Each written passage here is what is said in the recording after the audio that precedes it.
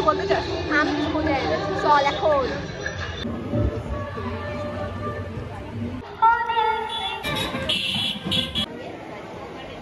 বাঘ মামা, বাঘ মামাকে আমার মালা পরিয়েছে, এটা তো আমি দেখি। 2000 years later. হ্যালো এভরিওয়ান, সবাইকে জানাই শুভ ষষ্ঠী। এখন থেকে মাইক বাজছে পেছনে, তো কিছু করার নেই। তো যাই হোক, এখন আমি বেরোচ্ছি, ঠিক আছে।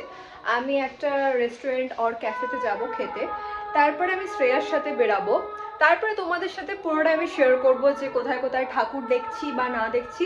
তো তোমরা কিন্তু ব্লগটাকে স্কিপ করো না, কন্টিনিউ দেখতে থাকো।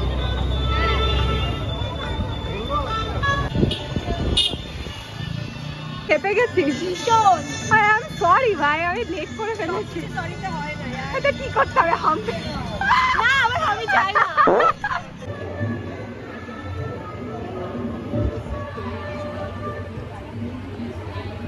তো আমরা এসেছি, এটা কোথায়, দে চৌধুরী বাড়িতে এখন, ঠিক আছে। তো এখান থেকে দেখে আর গিয়ে একটা ঠাকুর দেখে। রাখুম আছে? হ্যাঁ, অল্প রাখুম আছে।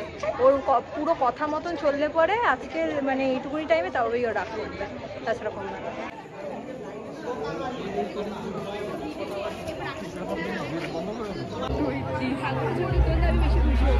ঠাকুরটারই ছবি আমরা এসেছি সিটিতে। আমি প্রচন্ড পরিমাণে বাজে ভাবে ঘামছি, ঠিক আছে, বলার মতো কিছু বলতে চাস? আমি কিছু বলতে চাই না, চল এখন। মেরি মার্সি, মেরি লাইফ উসকি মার্সি। এটা তোর পিস জায়গা, বলে ওর বাড়িতে শুধুমাত্র ভালো ছবি আসে। যাই হোক, আমি বাড়ি চলে এসেছি। তো এখন ড্রেস চেঞ্জ করে আমার মনে হচ্ছে যে আমি একবার স্নান করতে পারলে আমার ভালো হতো, কারণ খুবই গরম লাগছে আমার। তো আজকের ব্লগটা এইটুকুনি, আবার দেখা হচ্ছে সপ্তমীর দিন। বাই। 2000 years later. হ্যাঁ, এই ব্লগ থিমটা হচ্ছে জামা থিম। তো আমরা এটাই বলছি যে কয়েকটা জামা আমরা তুলে নিই, দিয়ে আমরা দিয়ে দিই কাউকে। অনেক অনেক জামা, সব ছেলেদের জামা, মেয়েদের জামা।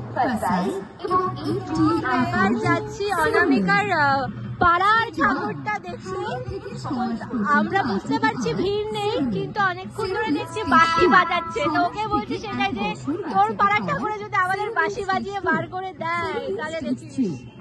তারপরে আমরা এখানে একটুখানি দই ফুচকা খেয়েছিলাম, কারণ জল ফুচকা তো খুব একটা খেতে পারি না, তাই দই ফুচকাটাই মাঝে মধ্যে আমরা খেয়ে নিই বেরোলে পরে। তারপরে আরেকটা খেয়েছিলাম আইসক্রিম, যেটা কিনা ভালো ছিল। বাঘ মামা, বাঘ মামাকে আমার মালা পরিয়েছে, এটা তো আমি দেখি। ছাদে গিয়ে ধেই ধেই করে নাচ করতে করতে আমার হাত চিড়ে দিয়েছে, মানে ও বুঝতে পারেনি আমার হাত দেখা। মানে ওর এখানটা আমি মানে সত্যি আমারই, মানে ওর নোকটা এত বড় বাহাতে বুঝতে পারেনি, অনেকটাই চিড়ে গেছে। Sorry sorry. 2000 years later. আমি না সকাল থেকে ব্লগ করতে একদমই পারিনি, কারণ আমি আজকে সকাল থেকে পুরোটা টাইমই দিদা বাড়িতে ছিলাম। আমি একটু আগে এলাম, আর মার সাথে আমার একদিনও ঠিকভাবে বেরোনো হয়নি। তো আজকে আমি মার সাথে বেরাবো। আশেপাশের কয়েকটা ঠাকুর আছে, সেই ঠাকুরগুলো দেখবো। আজকের আউটফিট এটা একটা পার্পল কালারের 3 পিস, ঠিক আছে। আর মনে হচ্ছে দেখতে পাচ্ছ না, বাট আমি তোমাদেরকে দেখানোর চেষ্টা করব এটা। তো দ্যাটস ওয়াই আমি এটা করলাম। কেমন লাগছে আমাকে কিন্তু অবশ্যই কমেন্টসে জানিও। তো চলো বেরোই আপাতত ঠাকুর দেখতে। দেখো, আমার তো এই ঠাকুর আর প্যান্ডেলগুলো আগেই দেখা হয়ে গেছিলো, তো যেহেতু আমি মার সাথে বেরিয়েছিলাম তো আবার আমার দেখতে হয়েছে। তো কারণ মা ঠাকুর আর প্যান্ডেলগুলো খুব একটা দেখেনি ভালো করে। ফার্স্টে আমরা পাড়ার ঠাকুরটা দেখেছিলাম, তারপরে আশেপাশে যে কটা ঠাকুর ছিল ওগুলো আমরা দেখে নিয়েছিলাম। আর প্রত্যেকটা প্রতিমার মুখই খুবই সুন্দর ছিল। মা তো সব জায়গায় একই হয়, তোমরা তো জানোই। তারপরে মা আর আমি একটুখানি টুকটাক খাওয়া দাওয়া করেছিলাম। তো বাইরে খাবার খুব একটা খাওয়া হয় না, মা খেতে ভালোবাসে না, তাই মা খেয়েছিল পাপড়ি চাট আর আমি খেয়েছিলাম মোমো খেয়েছিলাম। বাড়িতে এসে আবার খাওয়া দাওয়া করতে হয়েছিল যেহেতু। 2000 years later. অষ্টমী সবাইকে, আমার সাথে শ্রেয়া আছে, ঠিক আছে। তো আমরা এখন যাচ্ছি হলো দে চৌধুরী বাড়িতে।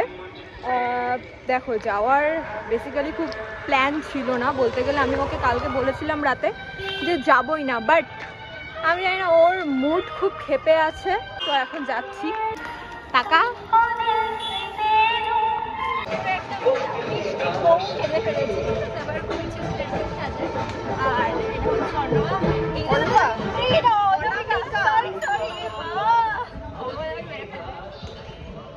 তো আমরা এখন যাচ্ছি।